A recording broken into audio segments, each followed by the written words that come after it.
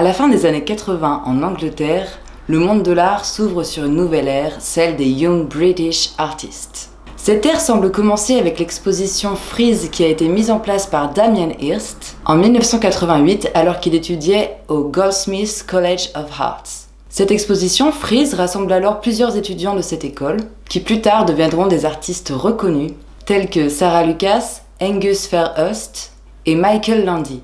Le plus connu étant celui qui a instigé cette exposition, soit Damien Hirst.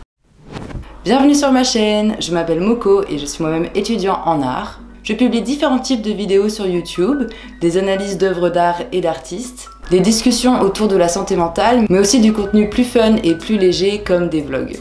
Si ce programme t'intéresse, n'hésite pas à t'abonner à la chaîne pour ne pas louper mes prochaines parutions et à mettre un like à la vidéo. Et c'est reparti! Le Goldsmiths College of Arts est situé au sud-est de Londres et est renommé comme l'une des meilleures écoles d'art du monde. Elle a vu passer des figures très célèbres comme la couturière Vivienne Westwood, le réalisateur Steve McQueen qui a réalisé La Grande Évasion,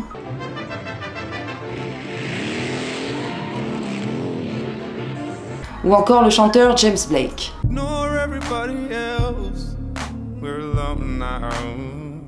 Elle se focus sur une approche conceptuelle de l'art et abolit les différentes séparations entre les formes d'art, soit la photo, la sculpture ou la peinture, dans le but de les combiner. Il fait chaud, hydratez-vous.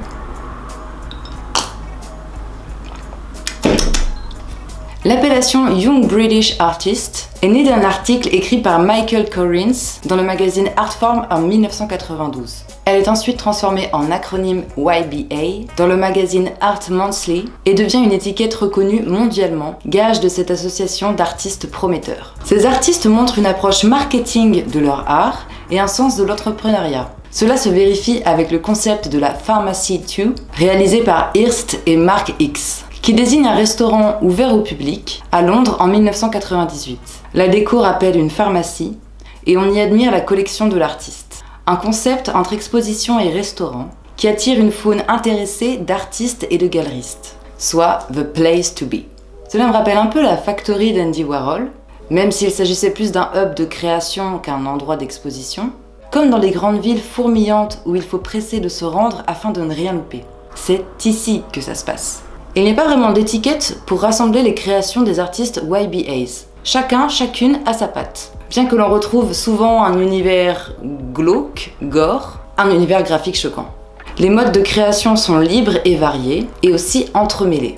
Je vous ai donc fait une petite liste de certains artistes du YBAs, donc de ces instigateurs, instigatrices. Dites-moi si vous souhaitez une partie 2, je pourrais vous faire une deuxième vidéo avec la présentation d'autres artistes, car ici j'en ai sélectionné 7, ça fait déjà une assez longue vidéo, vous verrez. Je décris un peu leur parcours et des œuvres qui m'ont intéressé, des œuvres phares ou non. Et il restera donc 15 artistes que je n'aurais pas mentionnés, donc si vous souhaitez une partie 2, c'est possible. On commence donc avec Damien Hirst. Damien Hirst ne se limite pas à une seule pratique. Il réalise des installations, il mélange l'art et la science, il utilise aujourd'hui les NFT, il pratique également la peinture. Il est connu pour ses installations choquantes qui ne laissent personne de marbre. Des animaux morts entiers enfermés dans du formol. Dans The Physical Impossibility of Death in the Mind of Someone Living, réalisé en 1991, il suspend un requin-tigre dans un aquarium de formol et questionne les visiteurs sur leur rapport à la mort. Selon Hirst, l'art doit être plus réel que de la peinture, ce qui l'incite donc à travailler avec des corps d'animaux. Le formol est un liquide capable de conserver des corps ou parties de corps, même si ceux-ci peuvent tout de même se dégrader avec le temps en fonction de si ça a été bien conservé ou pas, si le liquide a été bien... si la formule est correcte quoi.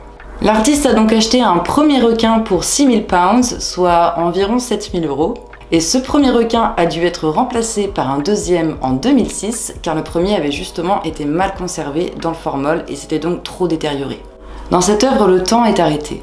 Le requin semble nager derrière sa vitrine, au bord blanc rappelant le White Cube. Mort et paraissant si vivant. Le formol le conserve dans un état de mort propre. Ici, pas de sang séché, de plaie nécrosée. Une mort infinie et esthétiquement plaisante. Pour beaucoup de membres du public, c'est la première fois qu'ils ont l'occasion de voir un requin d'aussi près. D'ordinaire, on ne pouvait les observer que dans des aquariums ou encore à la télévision.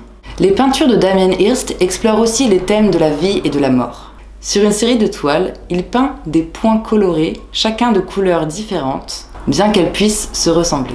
On reconnaît un côté pop art à cette pratique, au travers des couleurs flashy et de leur reproductibilité. Chaque point ou spot est peint à la main par Damien Hirst. Dans sa série de collages Psaumes, l'artiste colle des ailes de papillons sur des tableaux afin de créer des mandalas colorés. Ceux-ci lui ayant été inspirés par de la vaisselle à thé victorienne.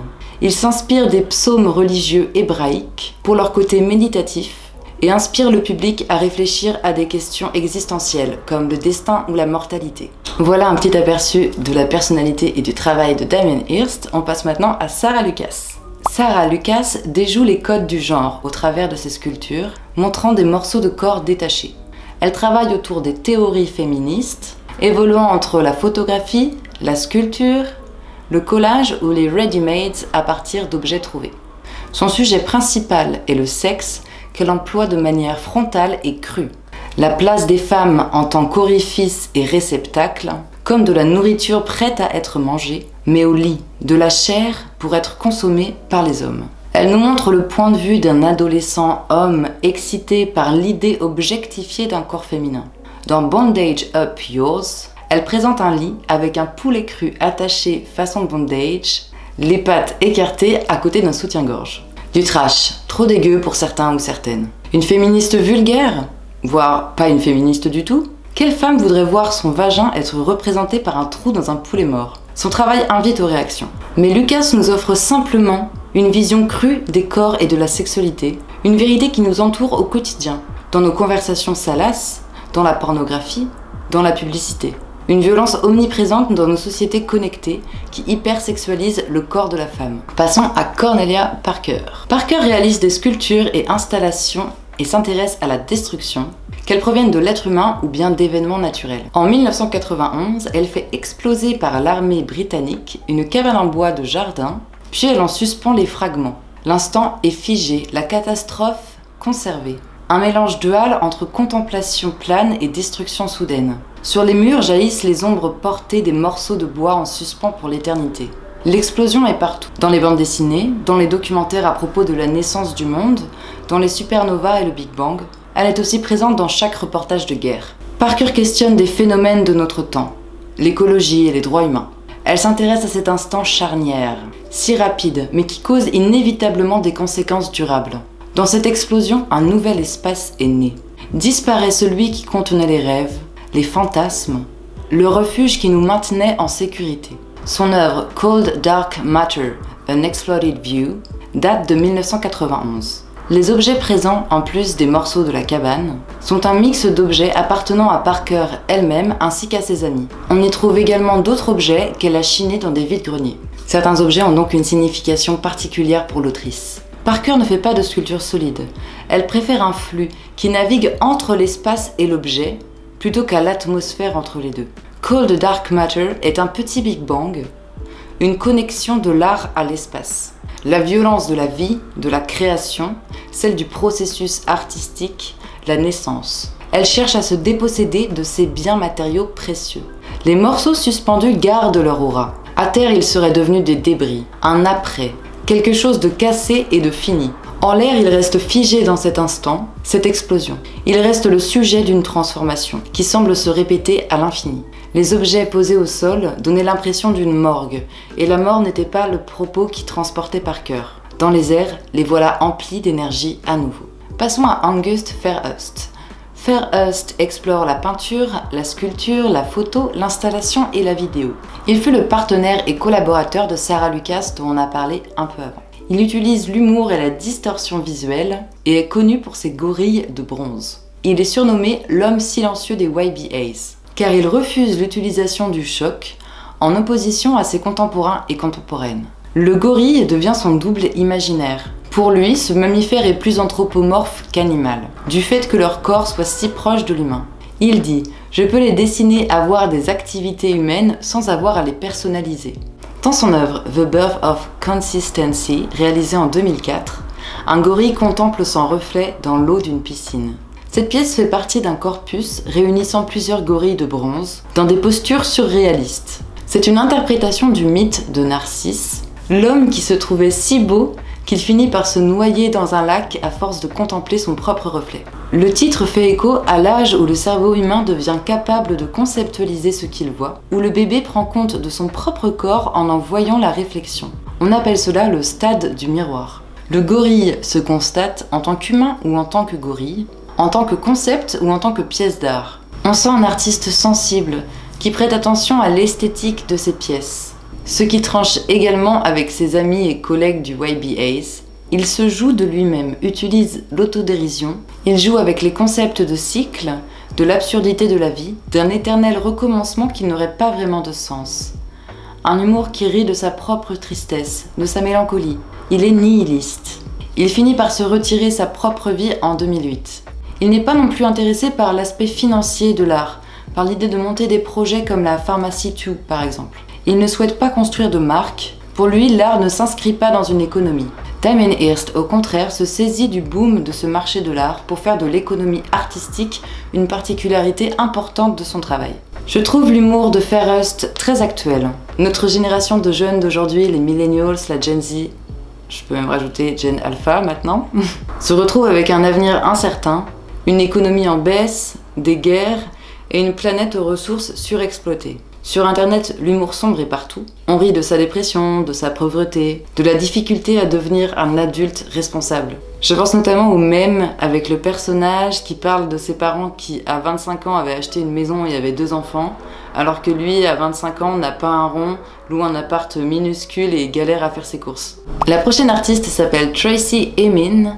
Elle travaille autour de l'intimité et en 1998, elle exposera son propre lit avec ce qui l'entoure des objets de sa chambre. Cette œuvre a été sélectionnée pour le prix Turner et bien qu'elle ne l'ait pas remporté, son succès a persisté.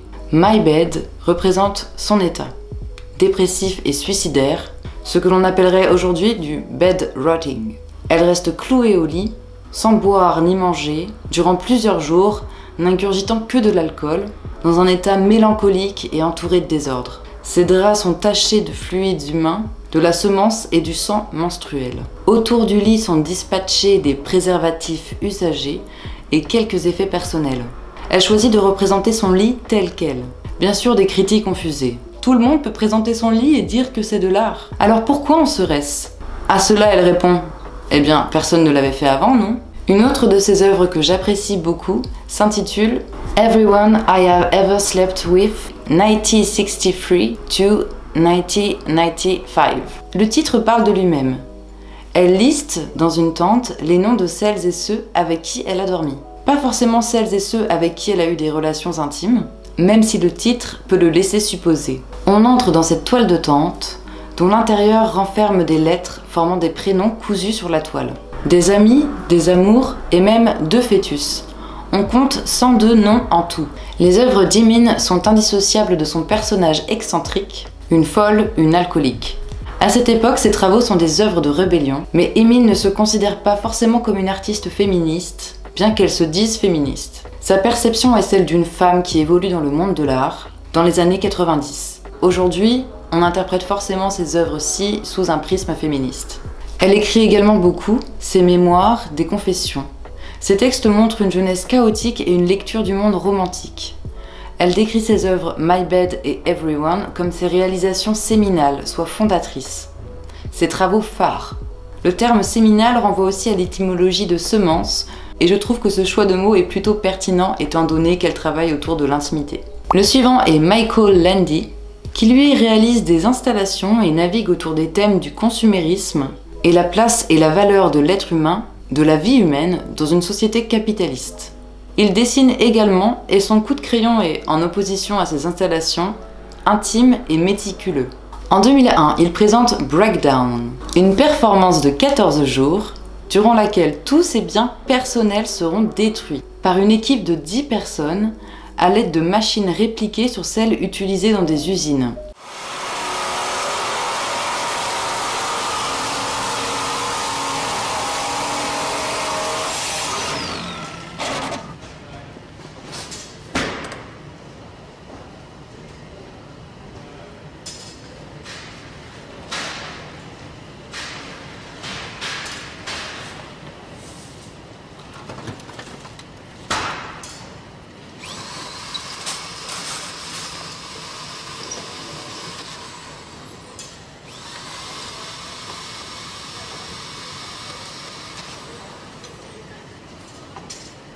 7226 objets sont détruits, allant de projets artistiques aux livres, en passant par des pièces motorisées. Le processus est exécuté en musique sur des titres de Joy Division et David Bowie. Les objets sont triés du plus classique et sans valeur au plus cher et utile.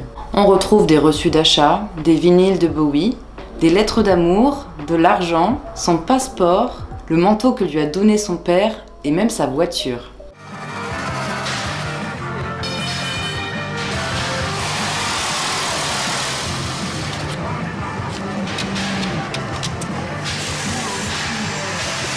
Et ce n'était pas une destruction sauvage, plutôt un processus contemplatif et méthodique.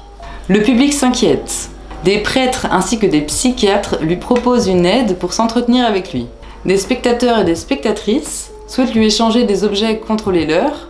Sa mère était si stressée qu'elle dut être escortée du bâtiment. Des galeristes furent outrés de voir des œuvres d'autres artistes être réduites en poussière. Cela a contribué à l'exclusion de Landy du prix Turner en 2002. 20 ans plus tard, Landy parle de son œuvre avec joie. Il la considère comme une célébration de la vie et non comme un abandon nihiliste. Sa performance invite le public à se questionner sur leur rapport aux objets, à la valeur émotionnelle qu'ils transmutent dans leur bien. Ces objets nous définissent. Que sommes-nous sans eux? Suis-je entier sans mes objets? On dit qu'une chambre reflète l'esprit de la personne qui y vit. Pouvons-nous vivre sans ce décor qui nous compose? Landy dit également que c'est sa manière de se faire disparaître, sans s'enlever la vie. Est-ce que c'est pas magnifique, ma foi? Et nous finirons ces présentations avec Gary Hume, je ne sais pas trop comment le prononcer, qui lui revisite la peinture. Il crée des personnages sans visage, colorés façon pop art. Son approche est minimaliste et conceptuelle. Il peint des tableaux très lisses, en n'utilisant pas de toile de lin, mais des plaques d'aluminium. Il est également finaliste pour le prix Turner. L'utilisation de l'aluminium fait écho au monde industriel et à une certaine conformité. Il a fait une série de peintures montrant des portes d'hôpital qui a un côté abstrait et liminal. Il utilise et recodifie des espaces institutionnels que nous avons tous traversés. La peinture qu'il utilise est aussi industrielle. Il la préfère car elle est plus glossy, fluide et réflective, comme une piscine. Il dit « Tu regardes le tableau, tu regardes à la surface, puis tu observes la réflexion et la surface derrière toi, et enfin, tu te regardes toi-même. » Son travail est notamment inspiré par Warhol. Lui non plus ne s'intéresse pas à la valeur marchande de ses productions ni à leur succès. Il préfère se laisser porter par ses envies, abandonnant telle ou telle toile en cours de route, pour se lancer dans un tableau au sujet plus palpitant, un pied de nez que reçoivent mal certains galeristes. Bien, maintenant que vous connaissez un peu mieux quelques personnalités du mouvement YBA, parlons donc de cette fameuse expo Frieze qui les a tous fait décoller. En 1988, dans les Docks, au sud de Londres, a lieu l'exposition Frieze qui rassemble 16 étudiants du Goldsmiths College of Arts. Ils nettoyèrent ensemble un immeuble vacant pour en faire un lieu d'expo. Des tensions animent les étudiants, les étudiantes, qui ne sont pas toujours d'accord entre eux. Ils se battent pour avoir les meilleurs spots. Certains ou certaines pensent que l'on ne devrait pas exposer tel ou tel travaux des autres, car ils ne sont pas assez bien. Damien Hirst menait a priori la danse en tant que chef du projet, et des jeux hiérarchiques se mettaient en place. Le bâtiment n'étant pas sécurisé, plusieurs se blessèrent durant les accrochages. Les mecs sont quand même en train d'accrocher dans un urbex. Ce désir d'exposer ensemble vient du fait que ces étudiants ne parvenaient pas à se faire exposer dans les galeries de Londres. Hume disait « Nous ne cherchions pas nécessairement à changer le monde de l'art. Nous voulions simplement changer la trajectoire qui ferait de nous des artistes. Finir nos études, chercher un job alimentaire, puis un travail à plein temps, ce processus est très lent. Nous nous sommes dit « Pourquoi est-ce que nous devrions subir cette lenteur, ce chemin? Créons notre propre voie. » Ils ont donc décidé d'organiser leur propre vernissage, avec l'aide précieuse de leur parrain et professeur Michael Craig Martin, qui invitera tout son réseau à assister à l'exposition, ce qui fera décoller la carrière de tous ces jeunes. Dans les invités, pas moins que le président du Tate Museum, ou encore Charles Saatchi, un collectionneur qui s'engagera à financer les productions de plusieurs de ces jeunes artistes. C'est-à-dire financer des projets, les matériaux et leur assurer des places de choix dans les galeries et les musées. Bref, ils étaient sûrs de vendre et de gagner en célébrité. On peut se dire que cette expo a été pour eux un sacré effet papillon. Quelle chance que de trouver de tels donateurs. J'en rêve, hein. Si jamais vous êtes très riche et que vous aimez bien la peinture et tout, allez-y, mes DM sont ouverts.